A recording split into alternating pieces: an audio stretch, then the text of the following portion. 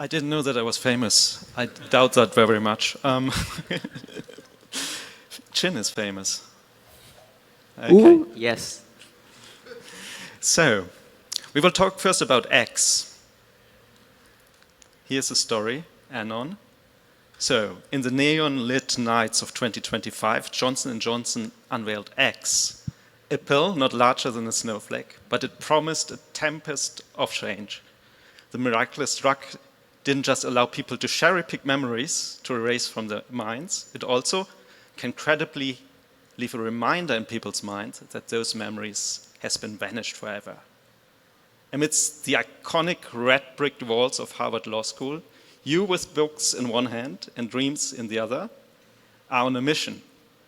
You're not just another student, you carry the hope of revolutionizing the archaic chambers of the legal world.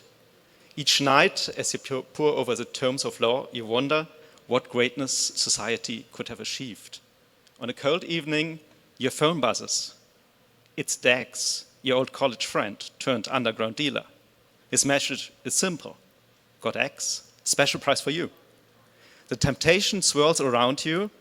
Would you trade the lessons of the past for a clearer yet incomplete future? The decision rests in your hands, Anon. Okay.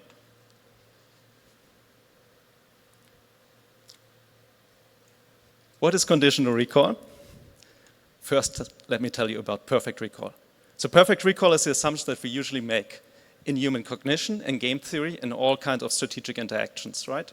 We assume that we remember what we have experienced, and we cannot choose what we remember or what we don't remember. So we assume that humans just remember, or at least don't have control what to remember. All of that will change in 2025, but then you have a technology that allows you to conditionally recall information, and in particular to credibly forget. And that is the exploration we do in this project, which will be a paper soon. We want to understand what are the strategic implications or social implications of a technology that would allow you to credibly forget information. And you can do that in such a way that you forget information, you commit to forgetting information if certain kind of conditions are met in the environment. So Johnson & Johnson X pill will be 2025. Before that, we already have artificial agents who have access to conditional recall. So we are very bullish on TEEs, sort of as a commitment device, because that is a technology where you can use an artificial agent, put it inside of a TEE, and then you can generate attestations or proofs that that agent has erased a certain kind of memory or has sent send a request to remove memory from an external storage device. Okay? And so if you have these artificial agents having access to conditional recall information, then we can do magical things with it. And we want to present some magical things that you can do with that. I talk about more about philosophical ideas, but in all of them, I think there is the potential for an actual application in them. And then Chin will talk about already existing applications that, that use the power of conditionally forgetting information. Okay, first application. That's a classical problem from this guy, is Ken Arrow, and he described for the first time this very famous error information paradox, which is a very, very basic but fundamental idea. So you want to sell a piece of intellectual property. You have an idea. You want to sell it to somebody. But in order to sell it to somebody, you need to convince that somebody that is actually a good idea. And so if you start telling that person about the idea more and more and more and more and more and more, at some point, that other party has learned the idea, right? And then contracting breaks down because he already knows the idea and then he doesn't need to pay you for it, okay?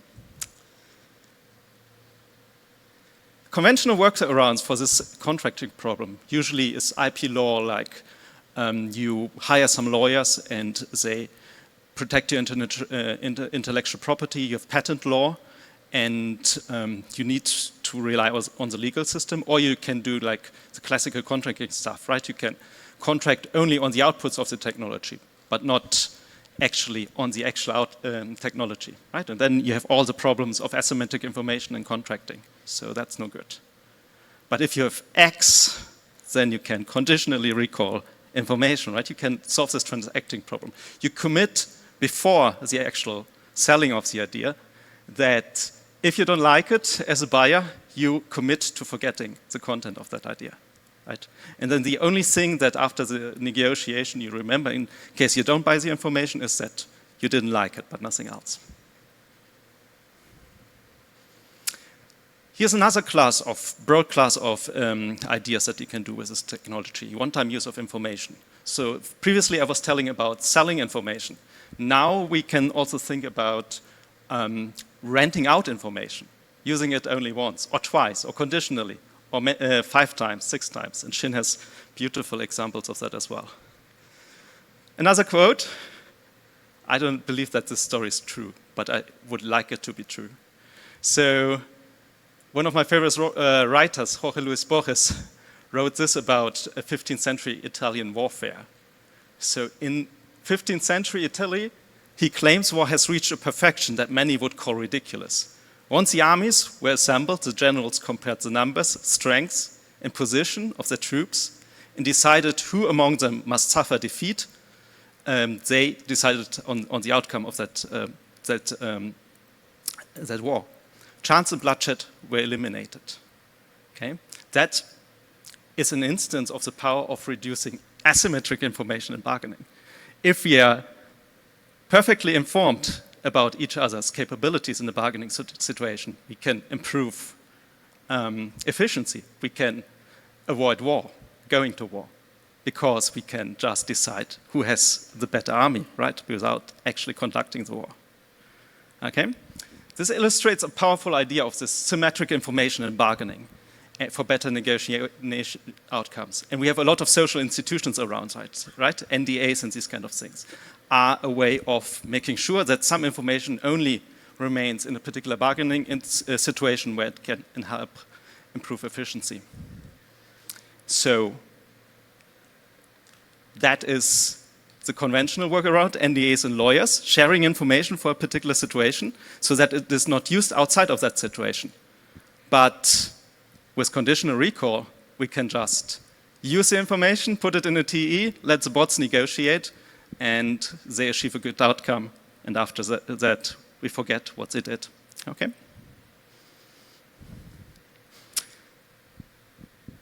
Another example of one-time use of information. This was constraining the other party to rug you. You can also constrain yourself. For commitment, you can forget.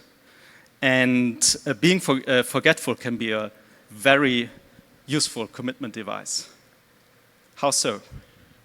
This is a monopolist example. Shout out to Wei Dai, who put it on his website.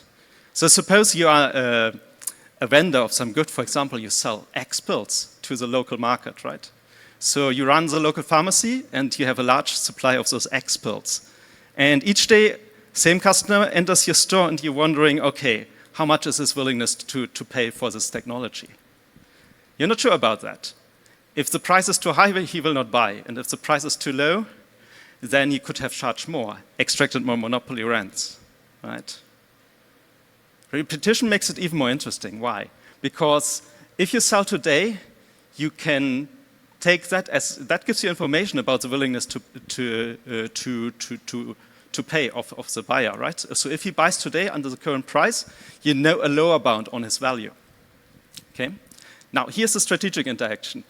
If the customer actually knows this, he might not buy today because he doesn't want to get rent extracted tomorrow, right? So in this case, you harm yourself by remembering that the guy was willing to buy today, okay?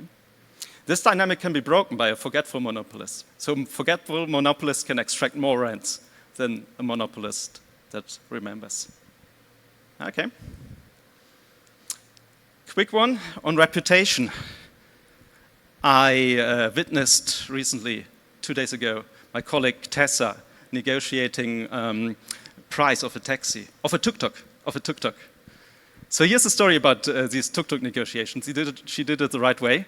So she stubbornly stuck to her price. She was always saying 200. The guy said 400. She was saying 200, 400, 200, 400. That's exactly the correct thing to do this, because if you appear very stubborn in this situation, at some point the opponent will give in. Okay? Because you have a reputation of being a very stubborn, maybe even irrational person. Okay? A great substitute for, that's on a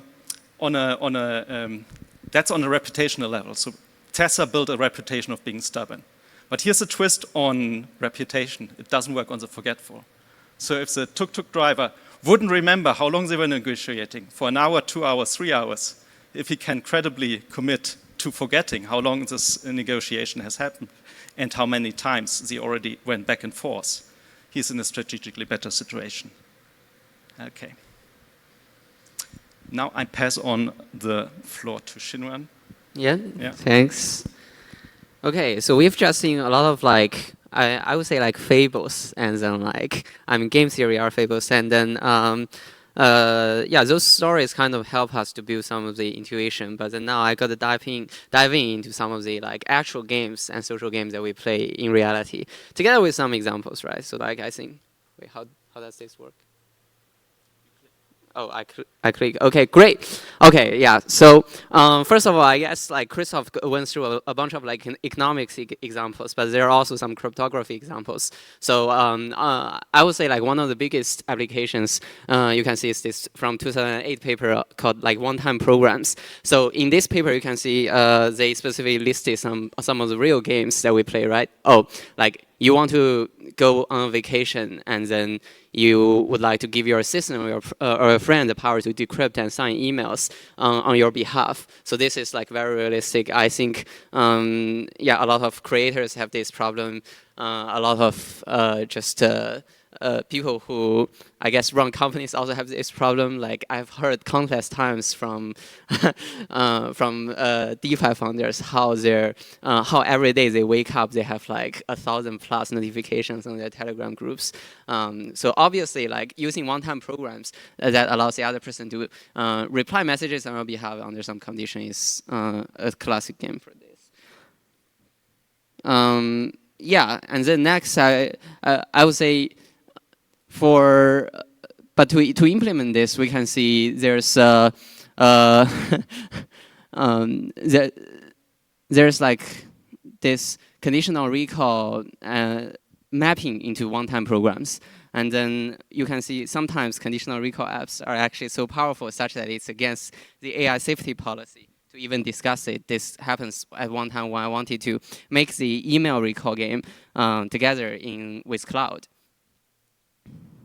Okay, and then some real social games. I think the first one is social capital, right? So social capital in today's world is really tied into reputation, which is a form of, I would say, like sticky recall game, because us as humans, when we play social games, we don't have the ability to do conditional recall, which is why reputations are very sticky, and which is why social capitals kind of accumulate. However, with the ability to do conditional recall, we can do something more interesting, right? So we all know like Ray Dalio is kind of obsessed with this microeconomics analysis, right? Like, oh, social commitment is debt, debt is credit, and credit is money.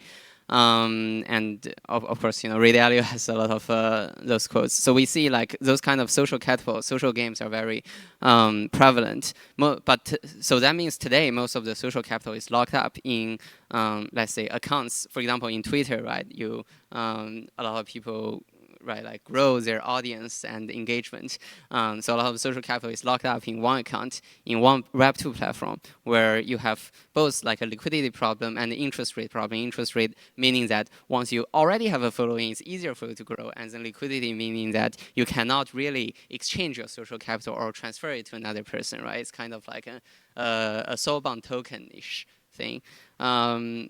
yeah, and you cannot also move them because voila, the account has secret information, which is your like your identity is actually tied to the account, and the account's posting rights is tied to this password that you have, which goes back to the previous, I think, example of.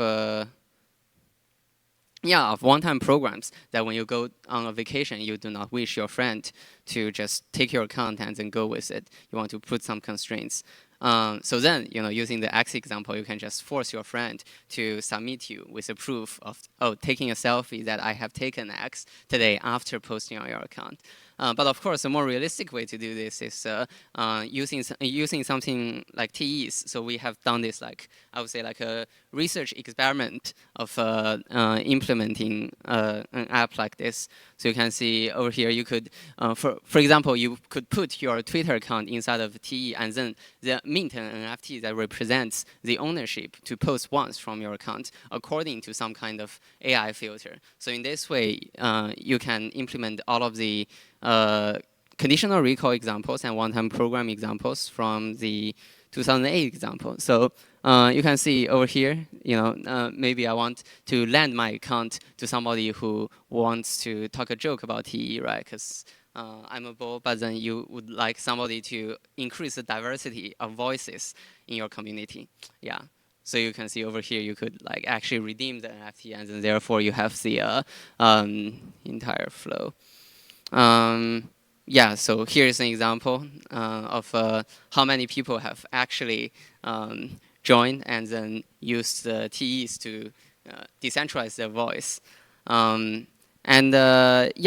I think I want to touch. So Christoph had a lot of examples about like I think Arrow's information paradox, right? And then like all kinds of social interactions. But in reality, we also see a lot of those that just happen very casually. Like, for example, when you're watching football together with your friends, sometimes you want to roast other people, but you don't really have a good way of implementing this easy social game. However, with like, conditional recall as guaranteed by TEs, you could do something. Oh, like when you mint, then after you do allow posts that roast my football knowledge if Germany wins against Spain in the Euro Cup. Allow posting if I'm fat, and if I don't exercise in the past 7 days.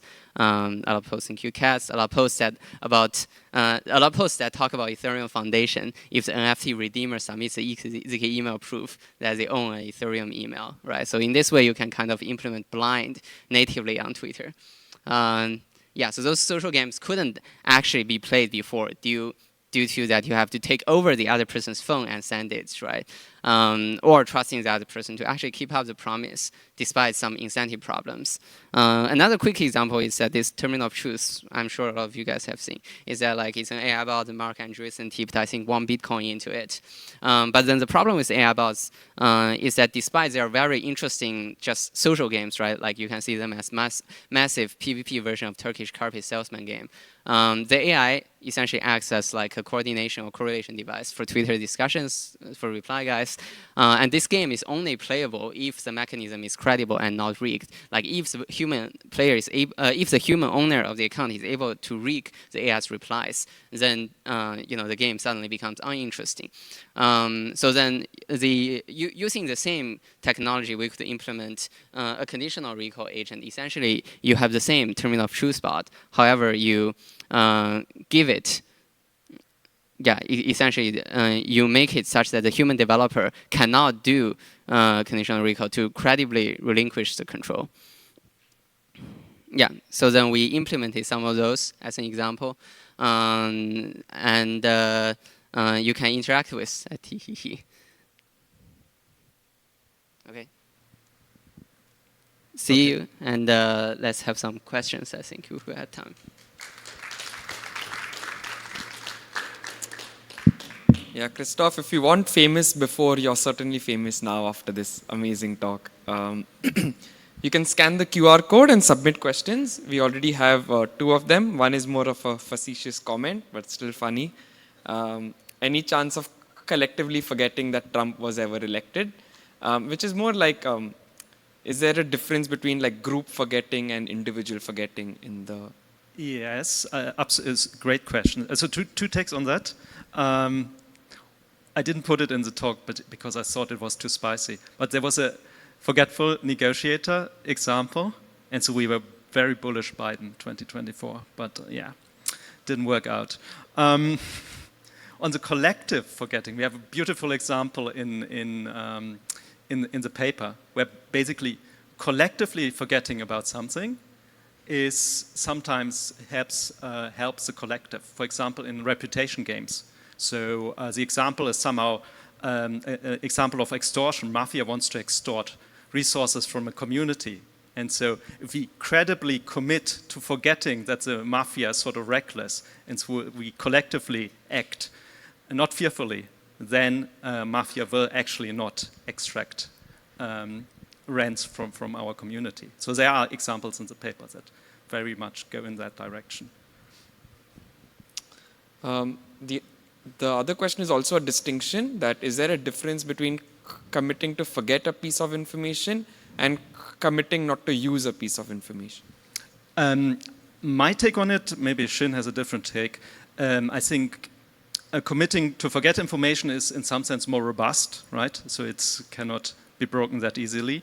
But there is in principle a general equivalence, right? If you never use a piece of information and make that credible, that would be the same as not on a psychological level for yourself, but behaviorally it would be equivalent. Do you have a different answer?